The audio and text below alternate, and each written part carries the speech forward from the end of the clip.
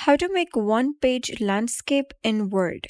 Hello guys and welcome back to the channel. In this video, I'm going to show you how you can make only one-page landscape in Word. So let's get started. For example, we gotta make the second page landscape and you can see all of the pages are in portrait right now. So first thing that you need to do is that you can go to the bottom of the first page.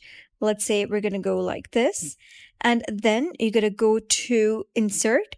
And then you're gonna, it's just add a page break to move to another page. And then you're gonna go to layout. Here, you're gonna click on breaks. Then you're gonna click on next page and you'll be taken over to the next page. Then you're gonna click on orientation and click on landscape. Now you can see the first page is portrait, but all of the rest are landscape.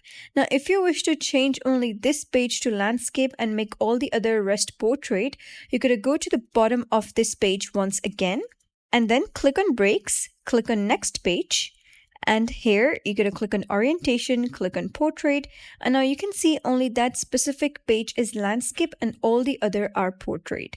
Just like that is how you can create one page landscape in Word. So if you found this guide helpful, give it a thumbs up and don't forget to subscribe for more helpful tutorials. I'll see you in the next video.